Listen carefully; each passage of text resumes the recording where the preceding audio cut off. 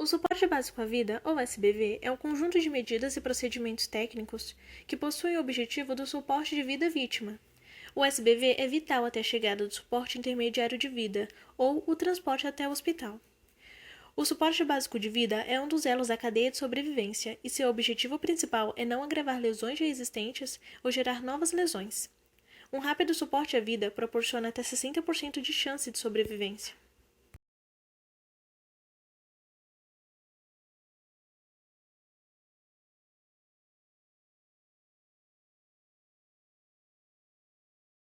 Fazer a massagem cardíaca é muito importante para manter o paciente vivo enquanto se espera ajuda profissional chegar.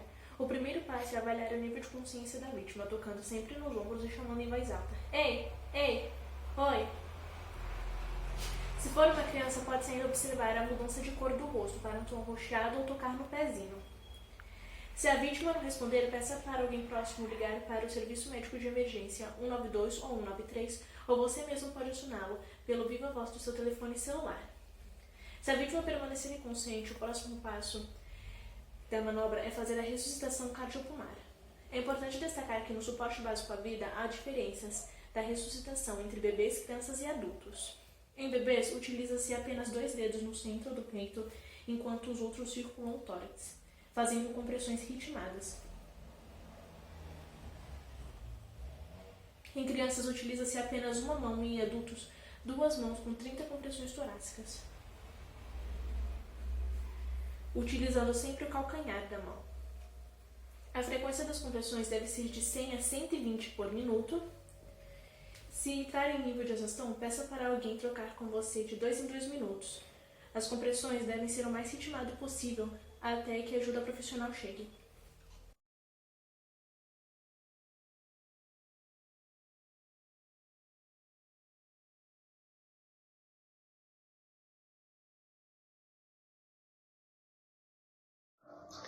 A reanimação cardiopulmonar é uma sequência de ações que são realizadas em momentos de parada cardíaca e parada respiratória, onde o coração para de bombear sangue e oxigênio para o corpo.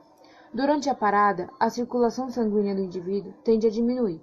Por isso, as ações de reanimação manterão a oxigenação dos órgãos e tecidos, evitando maiores riscos e garantindo o funcionamento deles até que o indivíduo seja socorrido.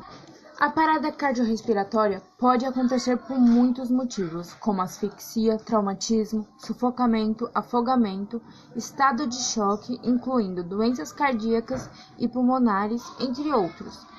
Antes de iniciar as manobras, verifique o pulso e a respiração da vítima. Caso a vítima esteja sem pulso ou sem respirar, inicie as manobras de reanimação. Lembre-se de sempre ligar para a emergência antes de iniciar as manobras. Tempo perdido é vida perdida.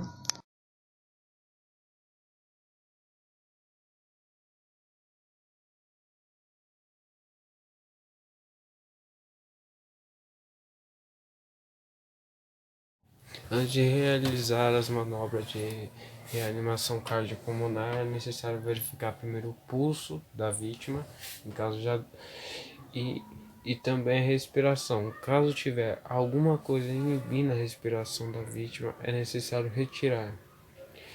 Depois é necessário juntar as 2 mãos com os dedos abertos para não pressionar e começar a fazer as famosas pressões no coração, fazendo alternadas de respirações por boca a boca, sendo 30 em adultos por respiração, sendo 1, 2, 3, 4, 5, até dar 30, aí faz a respiração boca a boca, 1, 2, 3, 4, 30, respiração boca a boca.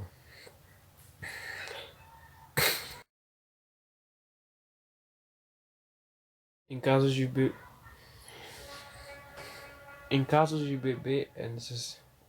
é usar os polegares feitos em regiões aqui. É necessário ver o pulso. É necessário ver o pulso, as vias de respiração. Caso tiver alguma coisa, retirar e começar a fazer as pressões no pulmão, seguido de respiração artificial. Nos bebês É recomendado que seja 3 pressões por respiração artificial. Assim. 1, 2, 3. Aí faz a respiração artificial. 1, 2, 3. Respiração artificial. 1, 2, 3. Respiração artificial. Isso é utilizado em crianças e em bebês.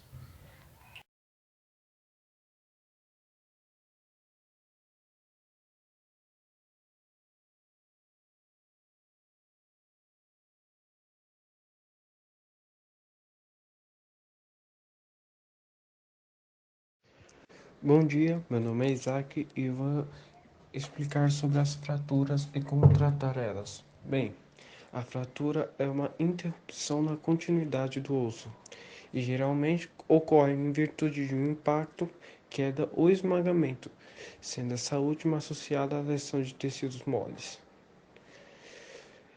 Esses traumas não precisam ocorrer de forma violenta para que a lesão aconteça, pois pequenos tombos, por exemplo, podem gerar fraturas. Os sintomas de uma fratura geralmente costumam ser a dor intensa e inchaço no local fraturado, a incapacidade parcial ou total de mexer o membro fraturado, a deformidade, hematomas e ferimentos no local, dormência, o formigamento e estalos na área da fratura. Existem 2 tipos de fratura: a fratura interna, onde o osso quebrou, porém a pele ainda está fechada, não permitindo a visão do osso quebrado. E existe também a fratura externa, onde o osso quebra e é possível visualizar o osso.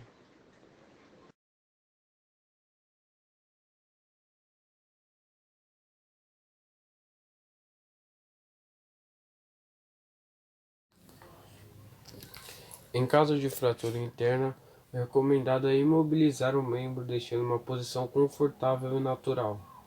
Além disso, é recomendado que ponha as talas encobertas por um pano limpo, um em cada lado do membro, dessa maneira, assim imobilizando também as articulações.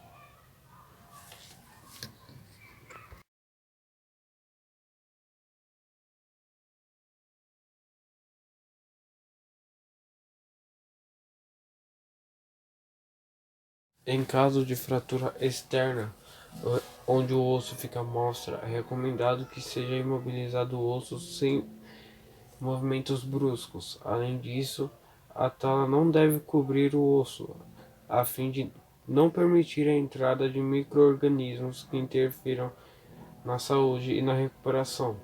Em caso de sangramento, é recomendado que faça compressa com um pano limpo e gaze.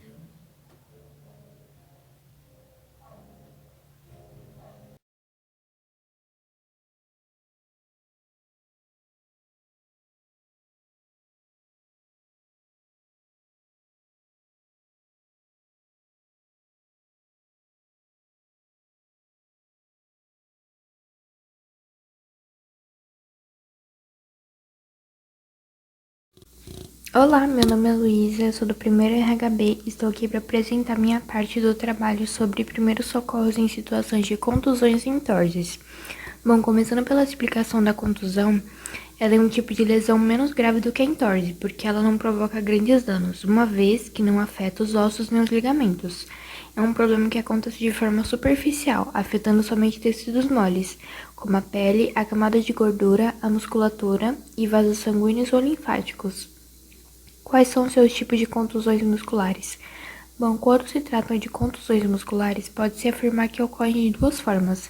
A primeira delas é o traumatismo indireto, que consiste em uma força de tração longitudinal sobre a estrutura muscular, determinando, assim, a ruptura das fibras musculares. Essas rupturas são classificadas conforme o número de fibras rompidas, podendo variar de 1 grau mínimo, ruptura muscular parcial, até 1 grau máximo, ruptura muscular total. O mecanismo de lesão indireto geralmente é observado quando há uma contração muscular de forma repentina ou abrupta, ao encontro de alguma resistência. E também o traumatismo direto, o agente resistente se choca diretamente em direção à estrutura muscular. Em outros casos de lesões, quais são seus tipos? As contusões podem ocorrer de 3 principais tipos diferentes, sendo eles a contusão de tecidos moles, causam descoloração da pele, evitando assim que os vasos sanguíneos possam sangrar sobre a pele, sendo a contusão pequena e não localizada numa região potencialmente perigosa, como na cabeça, não requer nenhuma forma de tratamento específica. O hematoma muscular ocorre devido a lesões musculares, podendo apresentar nódulo perceptível no local lesionado. Nesse caso, pode vir a causar câimbras, rigidez e dor considerável na região comprometida. A contusão óssea, considerada o tipo mais grave, causando fortes algias, que são dores, e desconforto extremo. Devido à intensidade da dor, o paciente pode ter inibição do movimento, bem como quando ocorrem rupturas. Porém, ao realizar exames de imagem, ao passo que se descarta a possibilidade de ruptura ou fratura, entende-se que a contusão óssea pode vir a comprometer a funcionalidade e a mobilidade de forma temporária. Quais são seus graus?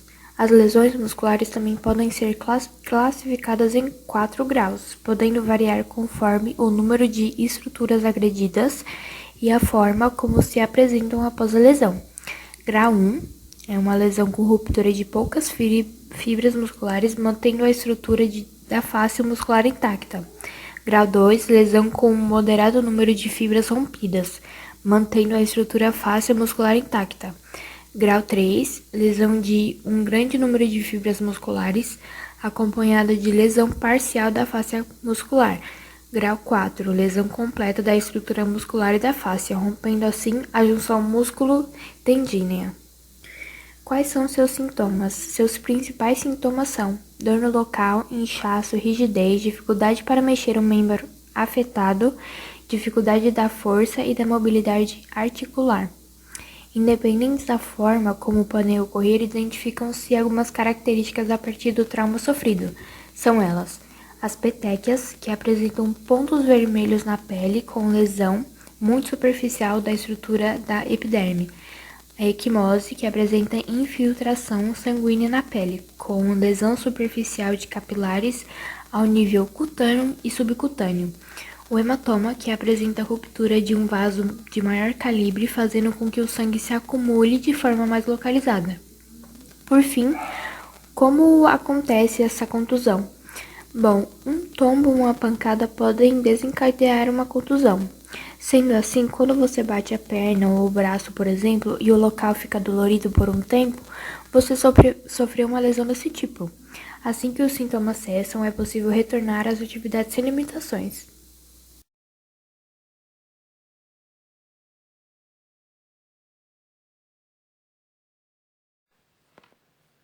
A primeira coisa que deve ser feita ao tratar uma contusão é aplicar gelo sobre o local de maneira que não tenha contato direto com a pele.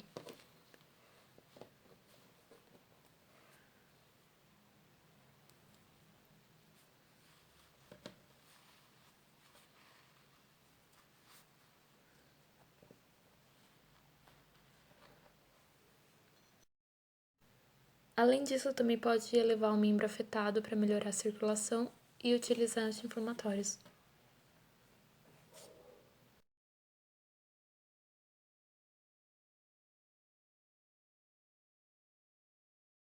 Bom, agora falando sobre as entorses, a entorse, popularmente conhecida como torção, é um tipo de lesão que afeta os tecidos fibrosos que fazem a conexão de dois ossos na articulação. É comumente provocada por um movimento atípico, em geral rotacional. Por isso, costumamos dizer que torcemos o tornozelo ou o pulso, por exemplo. Quais são seus graus? Bom, o primeiro deles é a entorse de grau 1, ligeira, é um estiramento leve e roturas microscópicas das fibras dos ligamentos, alguma sensibilidade e edema, que é um inchaço em redor do local. A entorse de grau 2, que é moderada, é uma ruptura parcial do ligamento, sensibilidade moderada e edema ao redor do local. Se o médico mover o músculo em determinadas posições, há um movimento anormal da articulação do mesmo. A entorse de grau 3, a grave, é uma ruptura completa, total do ligamento, sensibilidade e edemas significativos ao redor do local, dores muito fortes e músculo muito inchado, que surge de imediato. Se o médico puxar ou empurrar a articulação do local, em certos movimentos ocorre desequilíbrio substancial. Quais são seus sintomas? A pessoa que sofre uma entorse sente uma dor intensa no local lesionado, bem como pode perceber a formação de edema, inchaço e vermelhidão na pele. O local ele fica sensível, existe a possibilidade de inflamar e muitas vezes a dificuldade para realizar movimentos.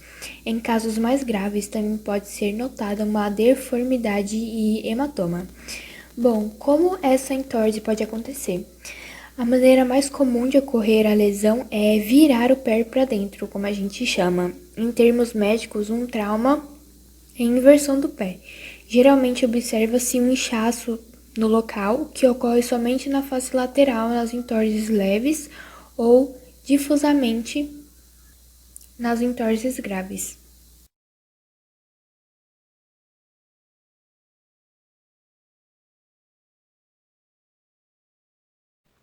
Uma entorse leve deve ser tratada com gelo no local, repouso e analgésicos, além do membro elevado.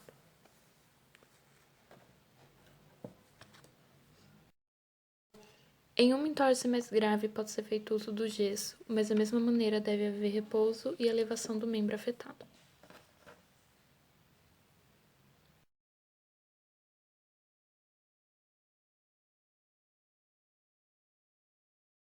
Tudo bem? Meu nome é Kawane e hoje eu vou falar sobre convulsão. Primeiro eu vou explicar para vocês o que é uma convulsão, né? E depois eu vou apresentar 2 tipos de convulsão que são mais comuns. E também vou apresentar alguns das causas mais comuns para esses quadros convulsivos. Bom, o que é uma convulsão? A convulsão é o resultado excessivo da atividade elétrica no nosso cérebro, provocada por algum tipo de anormalidade. Os médicos ainda não sabem precisamente qual a anormalidade. Às vezes pode ser a manifestação de alguma doença e a convulsão tá ali para mostrar um sinal de que não tá tudo bem com aquela pessoa. Bom, existem vários tipos de convulsão, mas existem 2 que são mais comuns. Como, por exemplo, o de ausência, de pequeno porte, e também o de pequeno porte não, de pequeno mal, e o de grande mal. Eu vou explicar para vocês o que isso significa. Bom, o de pequeno mal é essa pessoa que passa por um quadro convulsivo de pequeno mal, pode apresentar um olhar parado, tipo como se a pessoa não estivesse mais ali. É como se a pessoa estivesse em estado de choque, sabe? A pessoa fica parada, um olhar vazio, e bem provável que ela não vai conseguir falar o que está acontecendo, o que ela está sentindo. Mas essa pessoa também pode apresentar tremores nos lábios e também nos olhos. Agora, grande mal.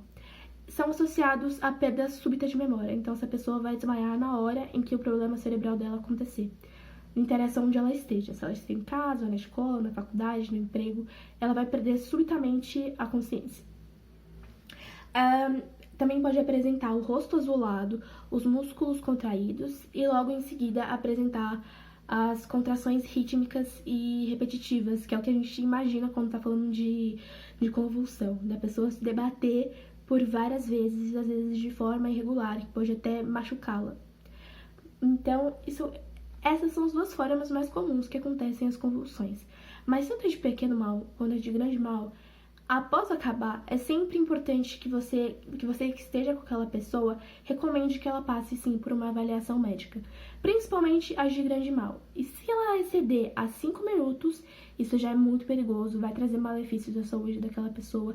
Então é de extrema necessidade que essa pessoa vá para o médico, passe por uma avaliação neurológica para saber o que está acontecendo, se está tudo bem, mesmo após o quadro convulsivo. Bom, agora que eu já expliquei o que é e as 2 formas mais comuns como elas se manifestam, eu vou pegar aqui algumas das possíveis causas, tá? Eu peguei uma colinha porque é bastante coisa, mas vamos lá. Febre alta com crianças menores de 5 anos pode ser uma causa para convulsão. Doenças como meningite, encefalite, tétano, tumores cerebrais, infecções pelo HIV e também epilepsia. No começo do vídeo eu falei que, vamos supor, se a saúde da pessoa não tá boa, ela pode sim manifestar uma convulsão, como o corpo dando um sinal de que para a pessoa de que não tá tudo bem. A epilepsia é a mais comum e também a mais fácil de diagnosticar, né? Porque são vários quadros convulsivos durante a epilepsia. Também pode ser traumas cranianos, abstinência após o uso prolongado de álcool e drogas, isso é muito comum, e também o efeito colateral de alguns medicamentos. Distúrbios metabólicos como hipoglicemia, diabetes e também insuficiência renal, entre outros, e a falta de oxigenação no cérebro, isso também é bastante comum.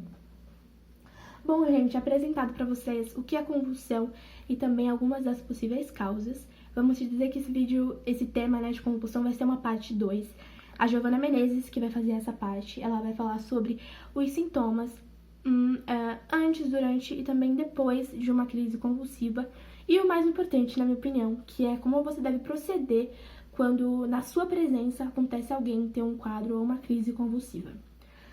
Bom, gente, esse momento onde a pessoa está tendo uma crise convulsiva, é importante que você tenha conhecimento sobre o que fazer com essa pessoa.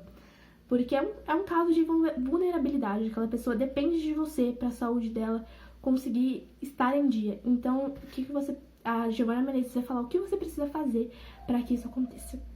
Às vezes isso pode dar medo, pode dar insegurança de você ajudar aquela pessoa, mas só de você estar do lado dela e fazer as instruções certas, é bem provável que tudo fique bem. Então é isso, meu vídeo fica por aqui, eu espero que ajude de alguma forma.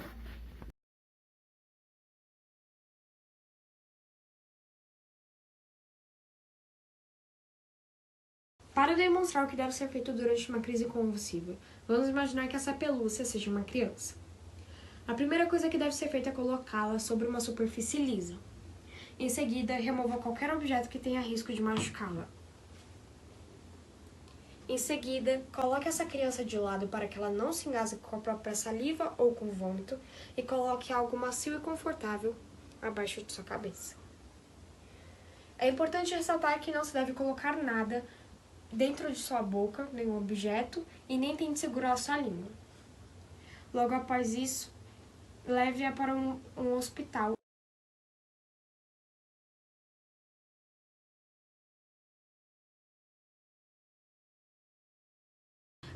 Oi, eu sou a Yasmin e hoje eu vou demonstrar quais são os primeiros socorros que você deve prestar a uma pessoa caso alguém desmaiar perto de você. Bom, mas antes de começar essa demonstração, eu gostaria de explicar que caso aconteça de alguém desmaiar perto de você, é importante você checar a pulsação, checando no braço ou no pescoço da pessoa, e a respiração, que você vai prestar atenção nos movimentos visíveis de respiração, que são no tórax ou no abdômen da pessoa. Caso tiver sem pulsação e sem respiração, liga imediatamente para ambulância, ou para algum número de emergência, bombeiros ou polícia. Não mexe no corpo da pessoa, porque pode ser algo mais grave. Mas caso a pessoa estiver respirando e com pulsação, siga os seguintes passos que eu vou demonstrar. Oi de novo, gente. Então, esse aqui é meu irmão e ele vai me ajudar a demonstrar os passos dos primeiros socorros que você deve prestar a uma pessoa que desmaiou. Lembrando, isso aqui, para acontecer, você já tem que ter checado a respiração e a pulsação da pessoa, certo? Caso não tenha nem respiração nem pulsação, só ligue imediatamente para a ambulância. Mas, tendo, você vai seguir os seguintes passos. Vamos lá. Você vai deixar o quê? As costas da pessoa encostadas certinha no chão, reta, certo? Próximo passo, vai virar a cabeça da pessoa de lado para poder facilitar a respiração e evitar asfixia. Depois, você vai elevar as pernas da pessoa ao nível do corpo. Por quê? Isso aqui vai ajudar a recuperar o fluxo sanguíneo de volta para o cérebro, ok? Próximo passo, abrir zippers, botões, para facilitar novamente a respiração, caso esteja apertando a pessoa e deixando ela com dificuldades, certo? Outra coisa que pode acontecer também são lesões ou fraturas expostas por conta da queda. Se tiver algum hematoma sangrando, pegue um pedaço de pano limpo ou uma roupa e estanque esse sangue o máximo possível e chame a ambulância. Agora, em caso de fratura de osso assim, não mexe que você pode piorar a situação, só chama a ambulância mesmo, porque aí é realmente um caso só para médicos para poder tratar, certo? Então é isso. E a pessoa deve recobrar a consciência dentro de 1 minuto, Caso isso não aconteça, liga para a ambulância também, porque o mais comum é o desmaio durar entre alguns segundos ou um minuto, no máximo, certo? Sendo isso, a pessoa pode acordar com tontura, então eu ideal você deixar ela um pouco sentada desse jeito aqui, pode levantar, senta aqui pra mim, senta. O que? A pessoa vai sentar, você vai deixar ela assim, porque ela pode acordar com tontura, então isso aqui pode ajudar a recuperar, certo? Depois pode oferecer um copo de água, vai dar tudo certo, tá bom? Obrigada, pode dar tchau lá. Tchau. Tchau, gente.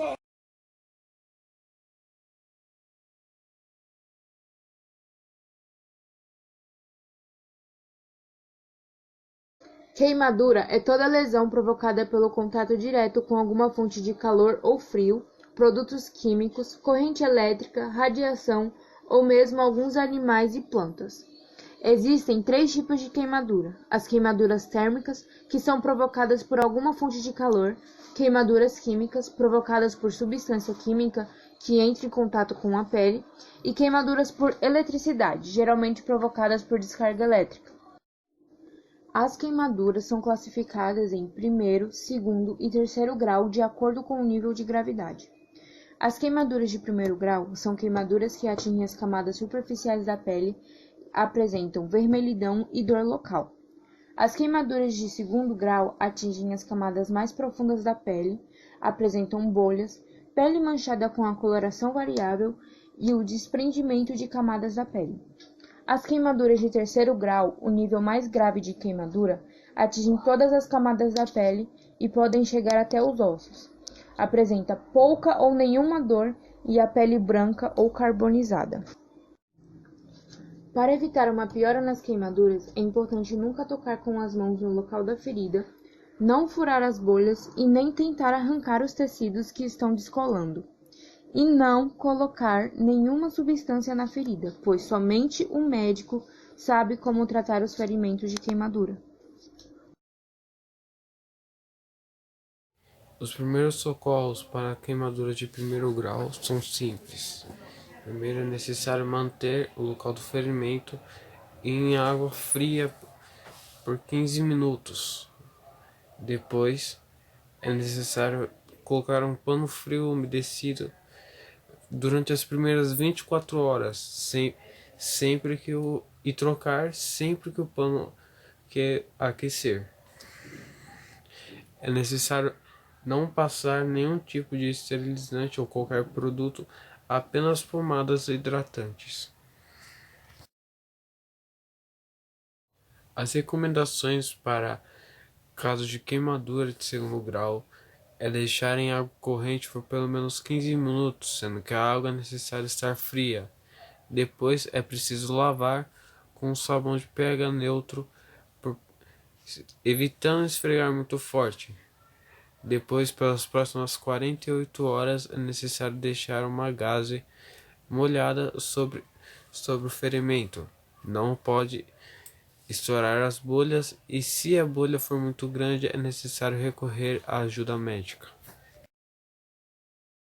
As recomendações para casos de queimadura de terceiro grau é chamar imediatamente uma ajuda médica, colocar um pano com gaze limpa ou só um pano limpo sobre o ferimento e não aplicar qualquer tipo de substância sobre o mesmo, e esperar até que a ajuda médica chegue.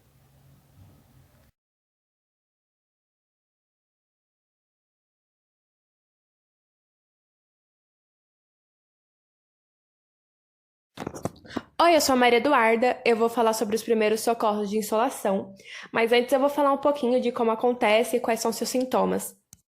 Como ocorre? Quando ficamos muito tempo expostos ao sol em excesso, estamos agredindo a nossa pele. A insolação é consequência disso. Ela acontece quando a temperatura corporal ultrapassa os 40 graus, fazendo com que o mecanismo de transpiração falhe e o corpo não consiga se resfriar sozinho. Costuma acontecer com frequência no verão, já que o clima brasileiro, além de tropical, é bem intenso.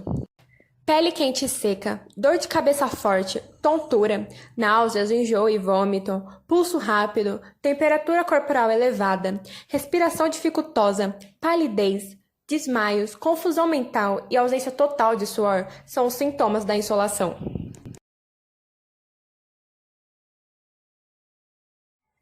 Primeiramente, você deve tirar a pessoa do sol. Logo em seguida, levá-la para um lugar fresco e ventilado. Deve-se tirar o máximo de roupa possível. Pode-se oferecer água fria ou gelada ou qualquer líquido não alcoólico. Se consciente, a pessoa deverá ser mantida em repouso com a cabeça elevada. Para aliviar, pode-se usar compressas frias na testa, no pescoço, nas axilas e na virilha. Se possível, borrifar água fria por todo o corpo da pessoa. Se possível, a pessoa deverá tomar banho frio ou ficar em volta de roupas encharcadas.